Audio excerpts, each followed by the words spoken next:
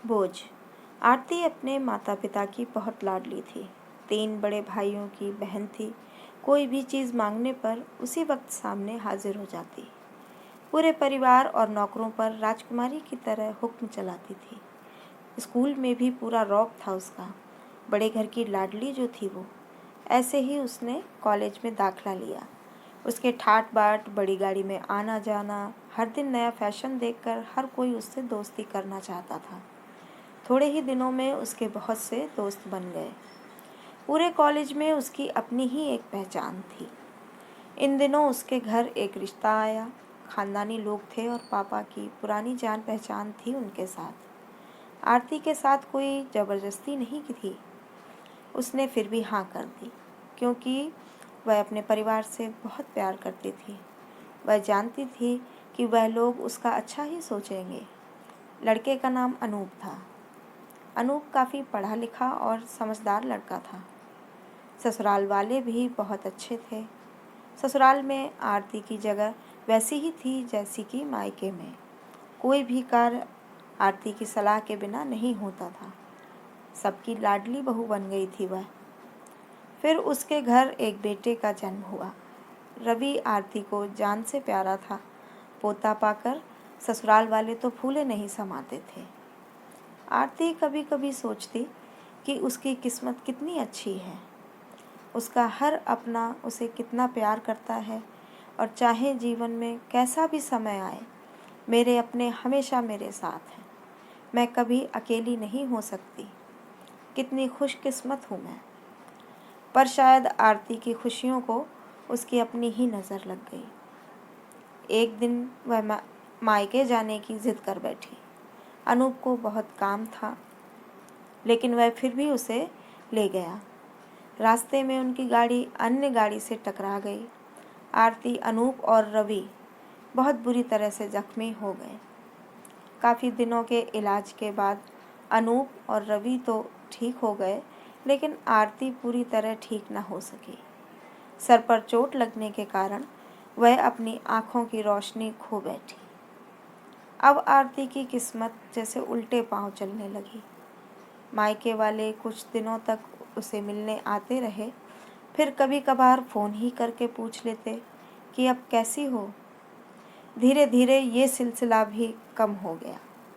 ससुराल वालों की सहानुभूति भी कम होने लगी। घर में किसी को पास बैठने के लिए कहती तो जवाब मिलता, बहुत काम है, अब तुम भी हाथ नहीं बटा सकती। अनूप भी चिड़चिड़ा हो गया था। बस रवि ही था उसके साथ, जिसके साथ हंसते खेलते उसका वक्त गुजरता। एक दिन आरती के हाथ से कुछ सामान गिर गया, जिसकी वजह से रवि को हल्की सी चोट लग गई।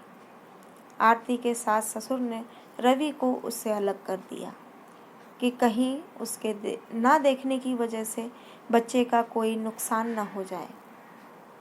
आरती अंदर से टूट चुकी थी।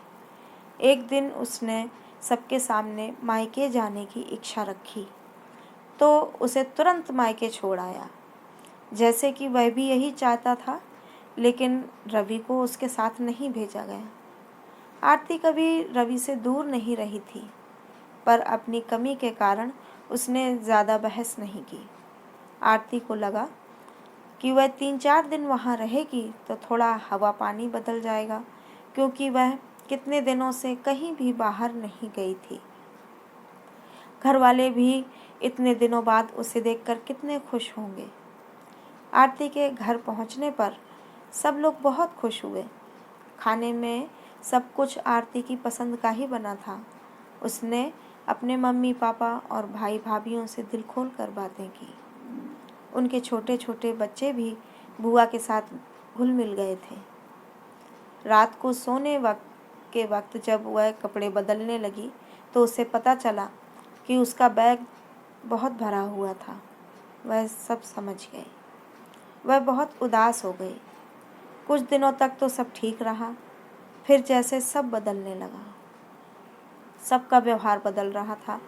वह लोग जैसे थक चुके थे उससे। सब लोग घुमा फिरा कर पूछने लगे कि अनूप कब आ रहा है उसे ले जाने। वह बहाना बना देती, जबकि वो जानती थी कि उस घर में अब उसके लिए कोई जगह नहीं। आरती से चलते वक्त कुछ न कुछ नुकसान हो जाता। थोड़ी बहुत टोका टाकी उसे सुनाई देती, वह टाल देती। एक दिन उसके हाथ से लगकर एक कीमती फूलदान टूट गया। छोटी भाभी ने बहुत हंगामा मचाया। आरती के माता पिता रोज़ रोज़ के झमेलों से तंग आ गए थे। उन्होंने अनूप को खुद से फ़ोन कर दिया। अनूप आरती को अपने घर ले गया। आरती को अपने परिवार वालों से ये उम्मीद न थी। जिस आरती के कहे बिना घर में एक पत्ता भी नहीं हिलता था, उस घर के लिए वह अब बोझ बन चुकी थी। अनूप के साथ ससुराल आते वक्त वह बहुत खुश थी, क्योंकि वह अपने घर जा रही थी, अपने जिगर के टुकड़े रवि के पास। परंतु यह खुशी भी कुछ पल की ही थी। सारा बंदोबस्त पहले ही किया हुआ था। आरती को सीधे ऊपर वाले कमरे में पहुंचा दिया गया। रवि से दूर रहने की सख्त चेतावनी दी गई। एक काम वाली हेमा को उसकी जिम्मेदारी सौंपी गई, जो उसके खाने पहनने जैसी ज़रूरतों का ध्यान रखती।